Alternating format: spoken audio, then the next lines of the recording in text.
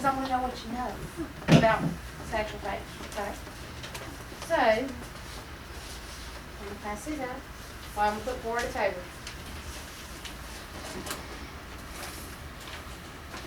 And you may write on this piece of paper.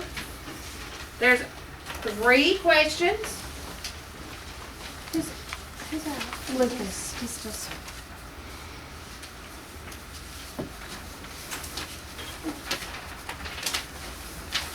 All right, go ahead and answer those questions. This is just let me know what you know. No. Just relax. We'll give you about 5 minutes. It's just real simple, real easy. You can write on that worksheet. Write on that worksheet, it's fine. And think.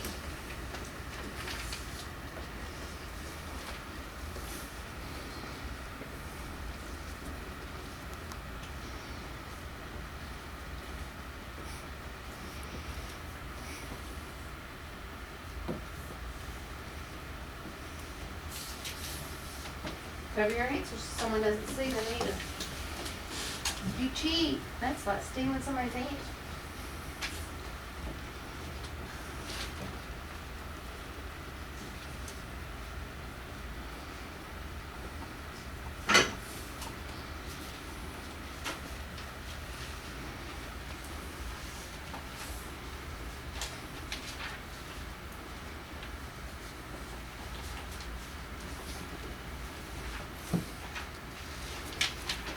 Remember, this is just what you know right now.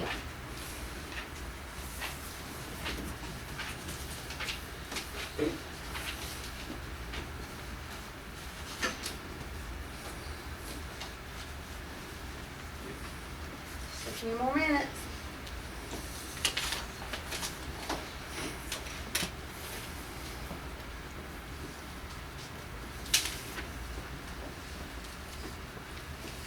You answer all 3. And if you can do part of that timeline, that'd be great. Some important events.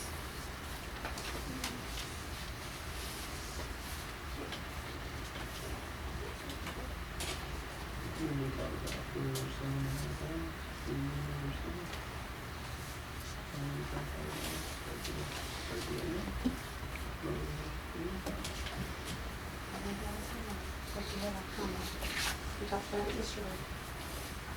Remember timelines. Think about yesterday's timeline. On Roberto Clemente.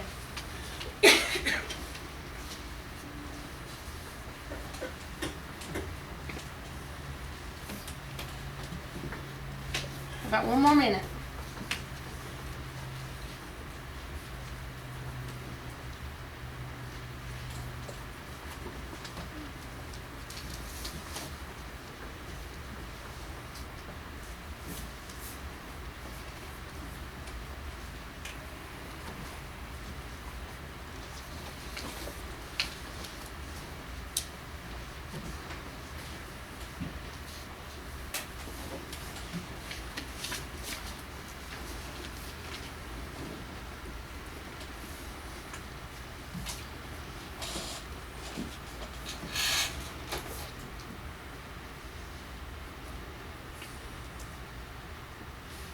About 30 seconds. No rushing. I just don't want us to wait too long and just think, oh, I don't have to do this right now. I want to keep us on task. First, think about the time period that he was living in. And that should help you jog your memory. It's not here, but it should jog your memory about what an adversity is. How did Satchel Paige overcome adversity?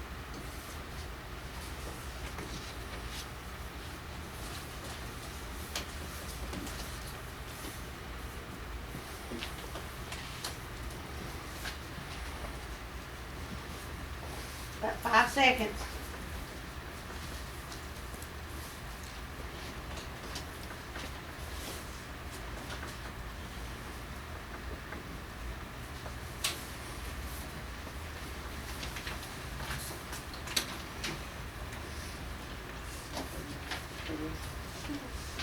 All right, number one. Where was Satchel Paige from? Does anybody remember where we said? Mobile. Where's Mobile? Alabama. Yeah, it's the third biggest city in the state. So that's where we live, down in South, but it's in South Alabama, about 5-6 hours away. Number two, how did Satchel Paige overcome adversity? Do y'all know how? By playing baseball. Yeah, he was a baseball player. He was a professional baseball player. He really lived in some tough times. It's way different back then than what it is now. And he really set the standard for some of today's players. So that's how he overcame. That was some examples of how he overcame adversity. True or false? Satchel Paige was the first African American inducted into the Baseball Hall of Fame. True. He was not the first. Jackie Robinson was the very first.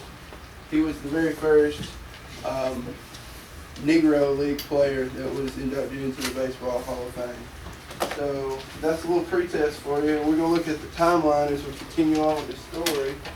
But we're going to do a fact and opinion worksheet right now. Guys, remind me, a statement of fact can be what? Proven. It's true. You can prove it. If it's an opinion, what is that? You can't prove it because why? Is it always what you think? What someone might think, correct? Or what someone might believe. But now when we're reading stories, could a sentence have both a fact and an opinion in it? Yes? No? Yes. Okay. Well, together, I want my boys to start reading with me. We're going to read half the passage, and then the girls are going to read half the passage. So we can practice that good fluency, and when we come to periods, what do? We take a pause. We pause, take that little stop, take that small breath, and then we keep going. All right. Who does say is reading first? Boys. Boys, make sure you're listening. All right, you ready? Choosing the right baseball mitt is the most important thing for any baseball player. I think a baseball mitt should fit your hand, position, and ability exactly. A catcher's mitt has a thumb pocket and mitten instead of fingers. A mitt is also called a glove. All right, let's stop right there, boys. Girls, let's pick up right there. An infielder's glove is shorter and has 5 fingers. There are gloves designed for women, men, and children. There are closed back and open back gloves. I prefer the closed back gloves. There are some beautiful gloves for sale in the athletic department. Okay, now we're going to look at these statements. I have some statements on here. And we're going to answer the question first, can it be proved true or false? And then we're going to determine, is that a fact, an opinion, or both? Yes, Liz. Can we put our names on these? Yes, that'd be great. All right, the first statement. Grace's table. Would you read that statement for me, please? All together, I'll forward you. Choosing the right baseball mitt is the most important thing for any baseball player. All right, can you prove that true or false? False. No, it's a, wait a minute. Let me back up. Don't tell me if it's false or true. Listen, can we prove it? I want a yes or no answer. No, Can we prove it? No, we can't prove it. So beside number 1 in that box, you'll write no. Now in the next box, it says fact, opinion, or both. Since you can't prove it, what is it? Opinion. So in box number 2, you're going to write opinion.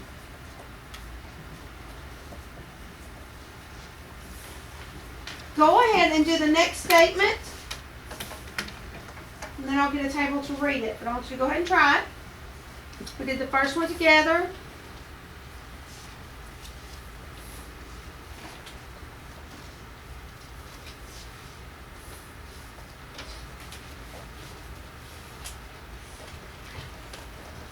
All right, Jessica's and Lexi's table. Read that next statement. A catcher's mitt has a thumb pocket and mittens instead of fingers. Okay, so can it be proved true or false? Yes. Yes. So is that a fact, opinion, or both? Fact. It's a fact. All right, let's try the last one. Go ahead and read that silently. Single or triple? One for the whole sheet of paper? And the last one is there are some beautiful gloves for sale in the athletic department. So, do y'all think there's beautiful gloves in the athletic department? I mean, I might think something is beautiful, but you know, you might not think it's a beautiful glove. Y'all might think it's an ugly glove. Y'all might like a leather colored glove. And I might like a black colored glove. So, I think that might be what? Opinion. Yeah. So that's going to be an opinion.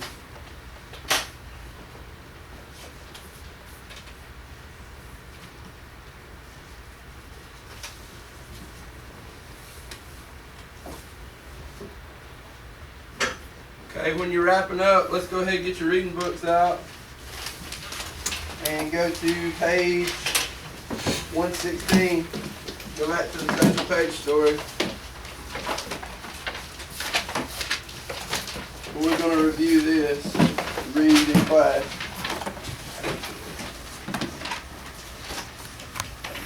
Check your neighbor if they're having difficulty finding their page. Make sure everybody's on the same page.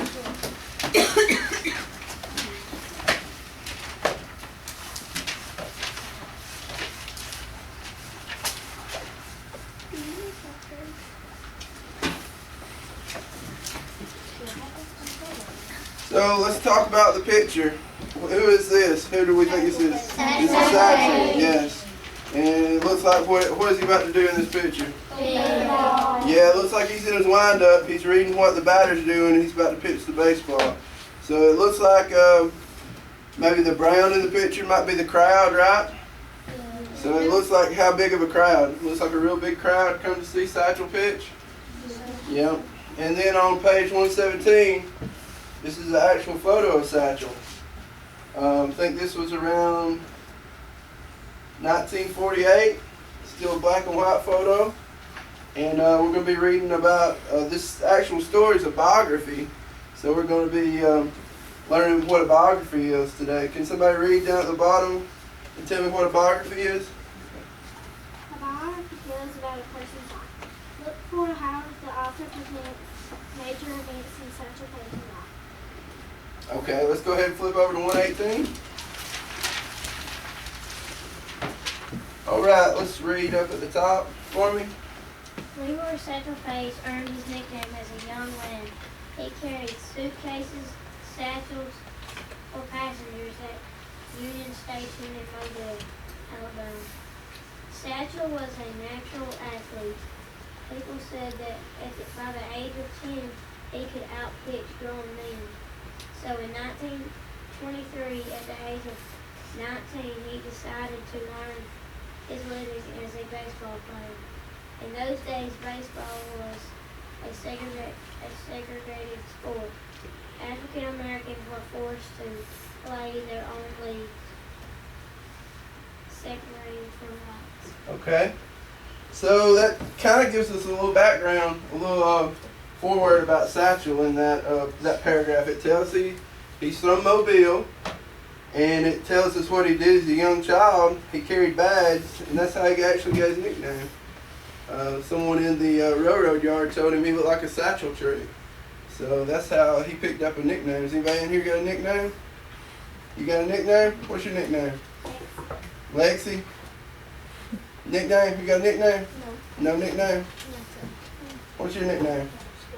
Squirrel? Did anybody ever play sports, play baseball or softball? Had a nickname in baseball or softball? What do you got? You didn't? Did you have one? What's yours? Fasty? That must mean you're fast, huh? Hollywood. Hollywood. Must be showboating, huh, out there on the field. What's your nickname? Slugger. Slugger. That's a good one. That's a good baseball nickname. All right, let's read as a semi-pro pitcher for me right there. Developed his own Unique. style. He picked up a tip here and there, but put his specialty on it and polished it off with a brand new name. Got so Satchel began to think of his pitches as his children. The Expectation. was his magic show by seven. The trouble ball caused all sports to have it, Have it. and then there was the b-ball, which, according to Scott, would always be where I wanted it to be. Okay, what's it look like Satchel's doing in this picture on 119? And he's pitching again. He's pitching again. And let's look at 118. We didn't talk about that picture. What's he actually doing? Like we talked about what he did how he earned a living when he was a young boy. Carrying bags. Yeah, okay. Let's flip to 120. Who else wants to read? There was nobody worried about his pitching. He would stand tall and straight as an oak tree on the mound. His foot looked to be about a mile long, and when he shot it into the air, it seemed to walk out the sun. Satchel's arms and his steps are steady. Windy, twisting, and then there was that weird heat flash. We said, really, the ball fixing. We said, go ahead, just try to get a hit off of it. Okay. Who else wants to read? Not three. Strike one? And you Yeah, never saw it strike coming?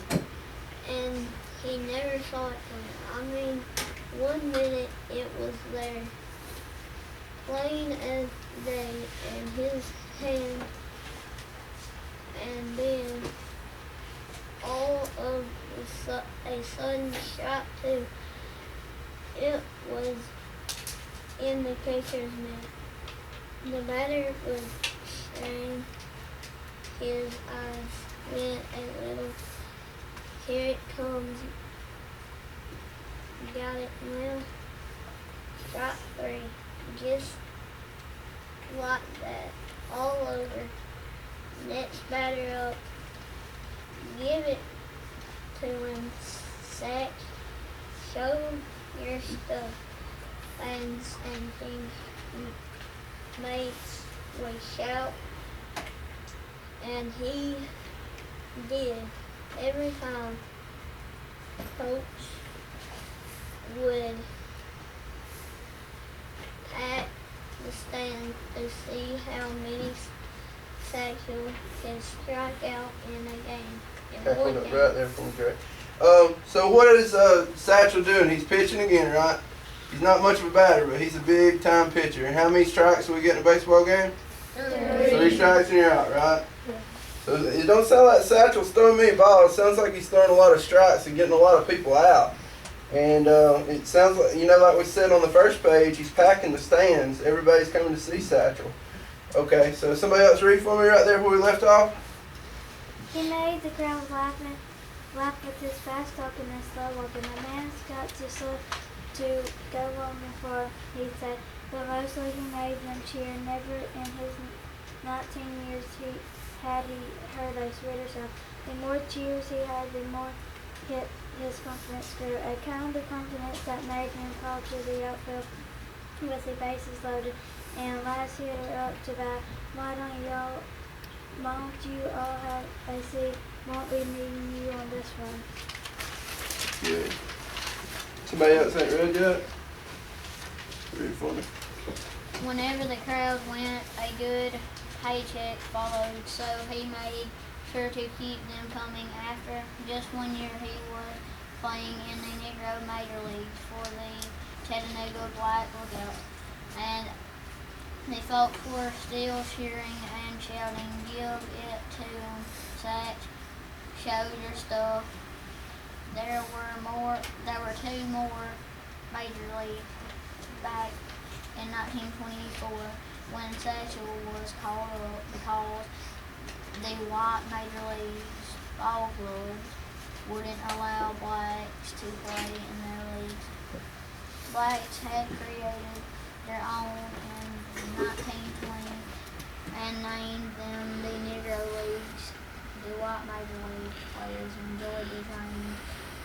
hotels, hot meals, and short seasons.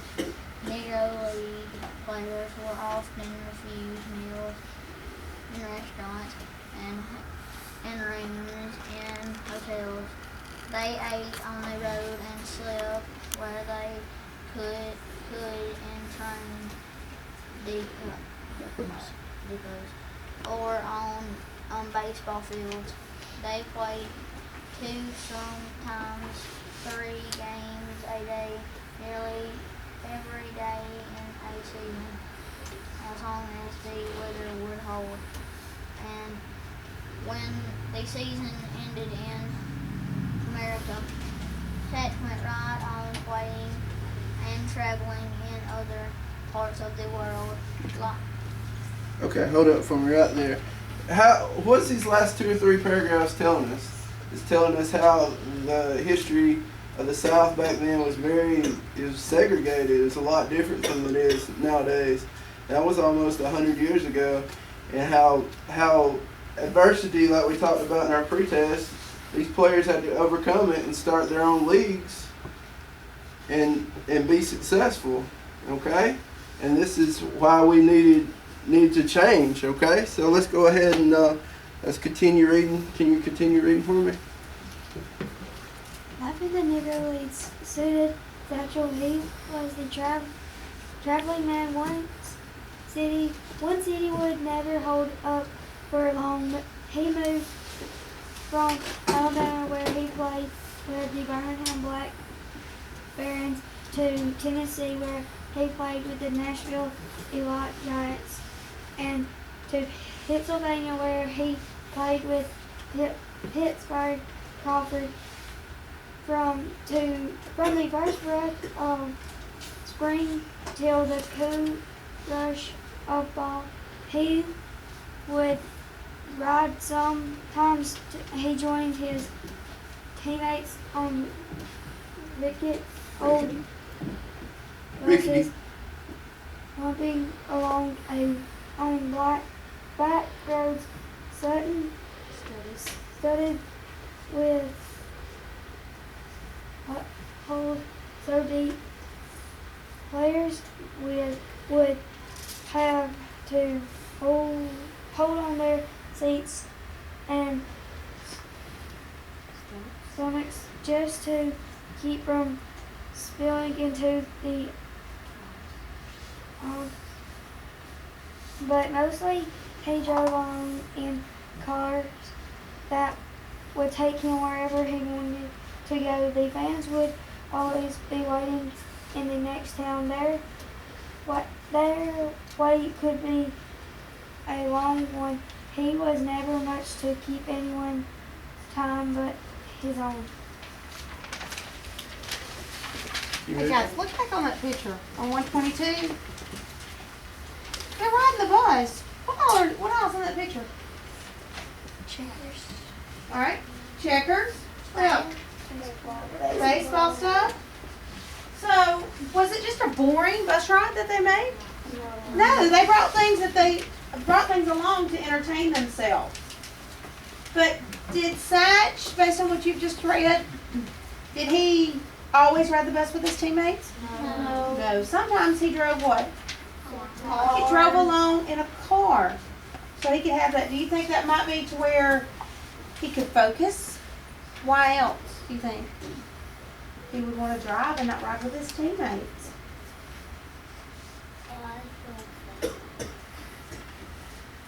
Anybody else have an idea why he might want to drive? Also, he wouldn't break his arm so he could pitch somewhere. Okay, how would he break his arm on the bus?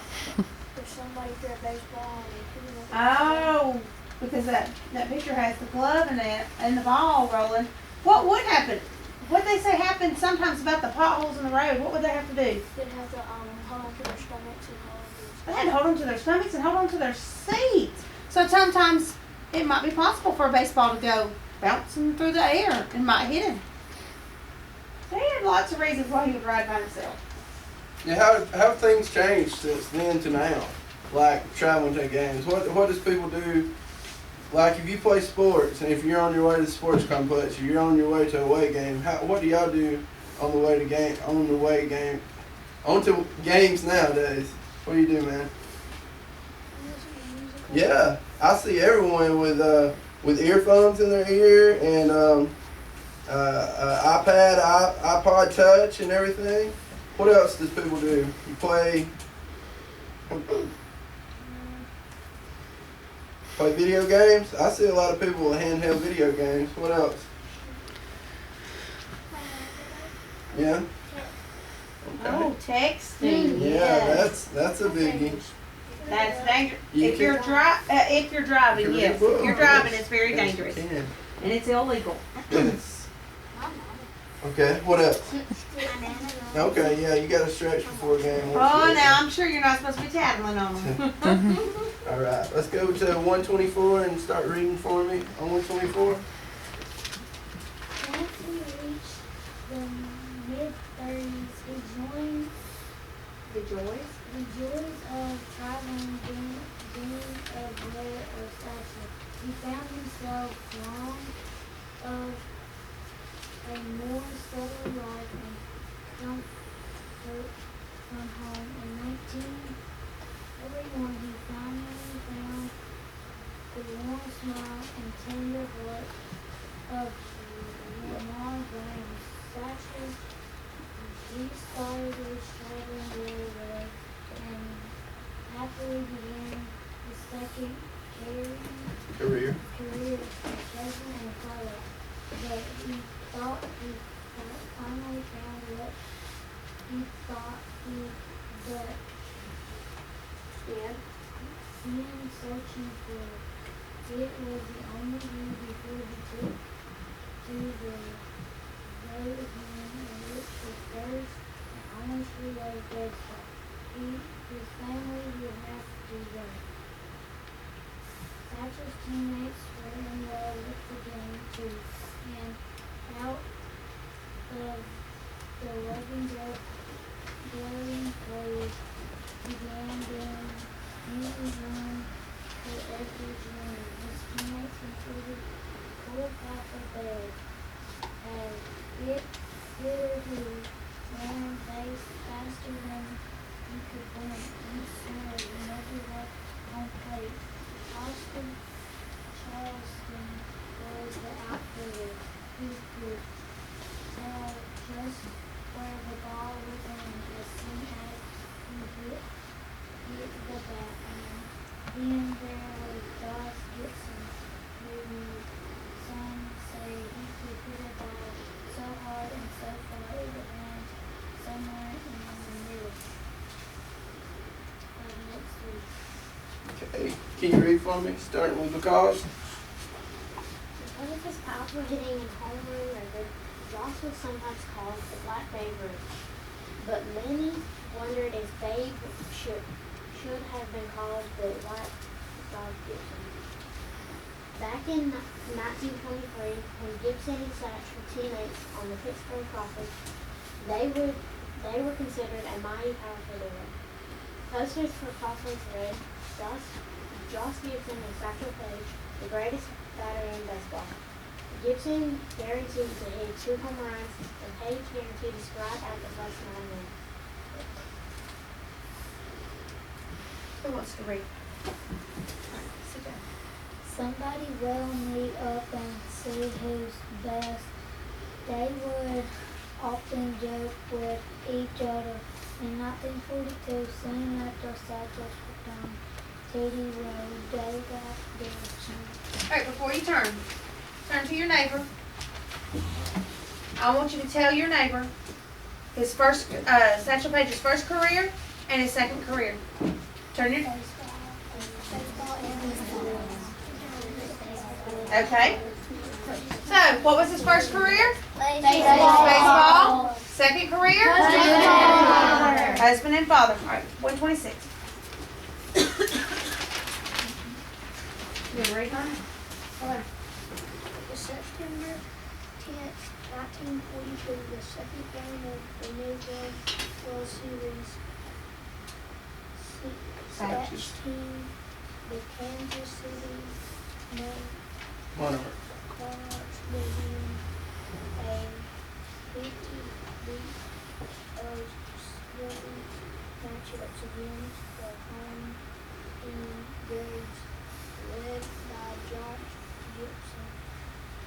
towards the end of the game stretch, decided to proceed, Raise. raise the steps with 2 outs in the Miss Rogers. Yes. Hey, Will Dawson's checking out, please. Okay, thank you. Uh-huh. and base. He walked in pairs so the base would be loaded. When Josh Gibson came up to bat, someday we'll meet up and see who's there. So, Satch and Josh Gibson were what? And now what are they? They are against each other. And it was said that Satch was the best pitcher of his day. And what's Josh? He's the best hitter. And they called him what? The Black Babe Ruth? Yeah, so everybody knows Babe Ruth was really good, right? So we know Josh Gibson's a great hitter too. So let's keep on reading. Can you read for me right there? See who's the best in Satch's ears as he prepared. Top line. See his best friend in Satchel's ears as he was prepared to face the man who would now shape the fate of his team and Satchel's Reputation. Satchel called to Josh, remember back when we were playing in the conference and you said you was the best hitter in the world and I was the best pitcher? Yeah, I remember. Josh called back. Well, now we're going to see what Satch So what are they doing right now? What are they about to do? They're about to square off, right? Yeah. So Satch is pitching, Josh is batting. We're about to have a showdown. Satch walked 2 guys just to get to Josh, okay? So with the ball in hand for me. With the ball in hand, a grin on his face, Satch told Josh, I'm going to throw a fastball, let it high, strike one. Josh shook his head, tightened his grip on the bat, and resumed his position as he tried to stare into Satch's eyes. But Satch stared straight ahead at Josh's knees. His coach back at the Mount Mead School had always told him, look at the knees, Satch. Every weakness a batter has is what you can spot in his knees. Now I'm going to throw this one a little faster and bet high. Satch stared during the lineup. Strike 2. In typical Satchel style, he called in a mocking voice. Now I got you 0-2. I'm supposed to knock you down, but instead I'm going to throw a pea at your knee. Hold up for me right there. A pea at his knees. Is he really going to throw a pea? No. What is he throwing? A baseball. And what's that called when we say something but it's really something else? What is that called? Anybody remember? Yes, it's figurative speech. Okay, so finish it out for me, please. Josh never moved back. So Satch slowly inhaled the breath that he'd been holding against the windup. It was over. He'd done what he come to. Nobody hit Satchel's fastball. He said no and smiled as bright as the sun. Nobody ever would. Okay. So Satch struck out who? Josh. Yes, and he won his World Series matchup. So, since we just read about Satchel, I'm going to take y'all on a little field trip real quick. But we're not going to leave the room. We're going to use Google Earth, and we're going to see some of these major, important geographical places in Satchel's life, okay? So where are we at right here? Spring Garden. We are at Spring Garden. Let's see if we can zoom in just a little bit. Okay, everybody know what building this one is right here? Where my hand's over? Spring High School. New building. That's right here. That's Miss Rogers' room right here. That's where we're at. What's this right here? Football field. The football field. There's the Hey, main look at that. office. It's pretty cool. There's, Got SU. I think there's the lunchroom. There's the gym. There's where y'all play. What do y'all do out here? What is that? Bunker ball. That's The old Okay. football field. So where a lot of the students park right here are your juniors and seniors. So let's go from Spring Garden and let's go to, where was Satchel born? Alright, and where's Mobile? Way in South Alabama, yes, South Alabama. Alabama's third largest city. So this takes you to Satchel's roots as a young boy. Here is kind of the time frame right here. Some of these houses, that's what it would look like if you lived in Mobile around that era. So that looks like he had a lot of hardships growing up, right? He had, I think he had 12 brothers and sisters. That's a lot, isn't it? Does it look like he had much of a yard to play in? No.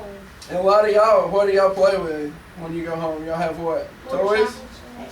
All kind of neat stuff. But Satchel, it said Satchel just played with rocks. That's all Satchel had to play with. His family was very poor. He started working at a young age. So this shows in Mobile the railroad.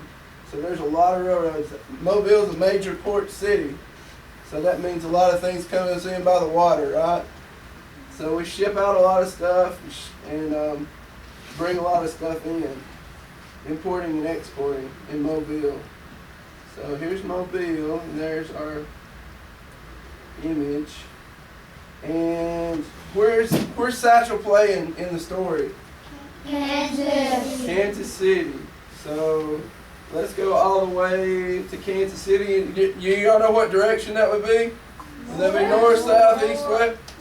Northwest. Somebody said northwest. So yes, northwest. So we're gonna jump back on our field trip bus here, our virtual bus. We're gonna go to Kansas City. It's a long ways away, isn't it? And here's Kansas City. And here is a baseball park that Satchel could have played at. And it looks like, what does it look like? A lot like our baseball parks, right? Very similar. So let's watch.